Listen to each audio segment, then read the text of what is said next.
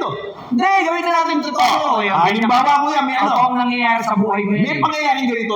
May pangyayaring ganito. Okay.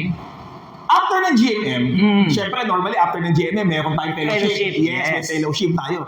And then, okay naman, normal naman ang fellowship. Ang nangyari, kuya, may nagkaroon ng konting commotion kasi merong isang kuya na medyo nagmaoy.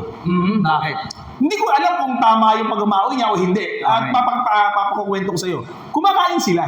Okay. Habang kumakain sila, yung isang kuya, naubo. Nasabid. Nasabid. Hindi, Okay. actually, hindi. Naubo. Naubo lang. Naubo kasi sabi papasok eh. Pag-ubo, palabas eh. Okay, okay. Ang problema dun is may lumabas din na konting pagkain. Saan napunta yung pagkain? Doon sa pagkain ng isang kuya. Yan ang sinasabi ko. Parang kilala ko ngayon yan. Oo. Ang problema, kuya, ang tanong, kuya, is, nagalit yung kuya, tama ba? Nagalit yung kuya na nalagyan ng pagkain, nalagyan ng, ano ba tawag doon, ng pagkain na galing sa bibig, yung pagkain niya, nagalit siya ngayon. So, ang point is, meron bang merit yung kanyang yung paggalit niya? Grabe ka naman. Kung ako yun, bakit tinawag mo pa yun? Hindi ko. Wag.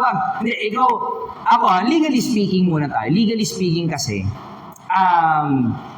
depende kasi, baka mamaya na-offense siya dahil napunta ng pagkain. Ano ang naging reaction? Nagalit siya. Nagalit siya. Okay, ngayon, paano siya nagalit? Liwanagin natin mga kuya at ate. Liwanagin natin. Nagalit siya, kinonfront ba niya? Minura niya. Minura-mura niya. Minura niya. Okay. Ngayon, ito yung take ko. Kasi kung naubo ka lang naman, tapos minura-mura ka, yung yung naubo, o pwede mo po kasi itong makasuhan.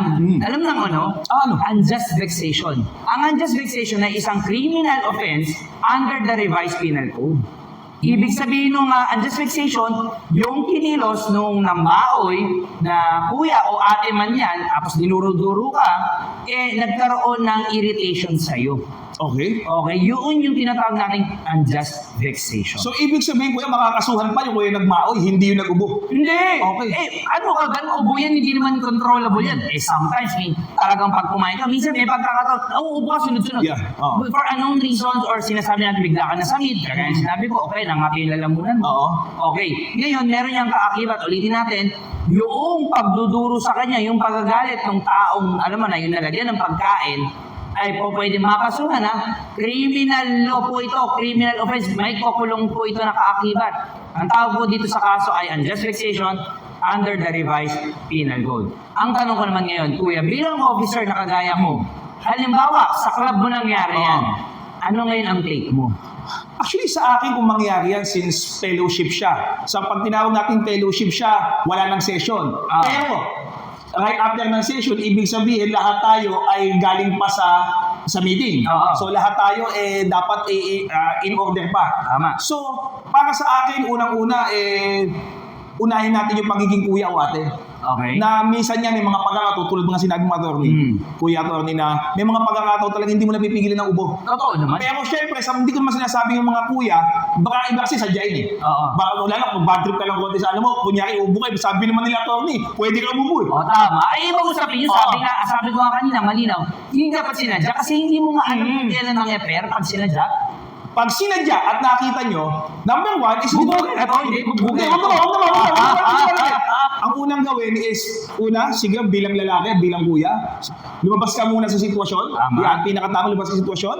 At siguro, natin, sabihin natin sa mga kuya o ate natin na po pwedeng pagsabihan yung kuya o ate. Okay. Meron ako isang maidagdag. Baka ito ay applicable din, di ba? Labas ka. Tama yun, labas ka. Ipatawag mo yung protocol officer. Ipatawag mo yung presidente. At sabihin, kausapin, ipalabasin dito yung taong nanadya. Para makapag-usap kayo. Yes. At para to avoid further escalation ng issue. Kasi ang mahirap yan, kuya, kaya kailangan natin ng intervention ng kahit sino.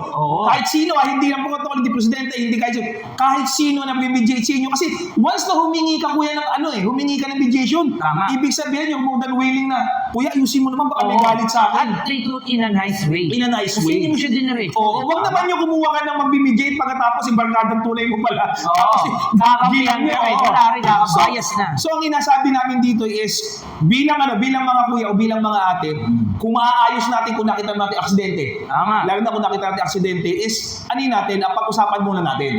Okay? Pero kung sakali man na talaga sinadya, yun yung pagkakataon na kailangan mo ng disciplinary action na Well, ito na-encounter ko to nung college ako.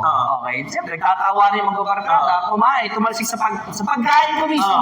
Nagtawanan lang kami. Anong sabi ko? Baboy naman ito. Di ba ganun lang? We just laugh it off. Oo. Di ba? Pero yun nga, kung intention to, ibang usapan. Tama po. Tama yun kaya yung mga kuya ate, lalo na kapag may fellowship, lalo pag nakainom. Yes. Miski pulutan pa yung lumabas. Ingatan lang po natin kasi po tandaan natin, iba-iba yung diri natin sa katawan, iba-iba yung kulturang pinalalayan natin. Tama. Kung sakali man sa'yo, biro, baka sa akin hindi. Kasi syempre, di ba, what is okay for you might not be for me. Yes, kaya nga. Tama lang, ganda ng sinabi mo. Maaaring kailangan ng iba, pero sa iba hindi. Pero it doesn't mean na hindi mo rin kailangan. Yes, kuya. So yun, basically kuya, meron ka pa bang gustong idagdag? Ako naman ay lagi panatilihin natin yung proper decorum, professionalism.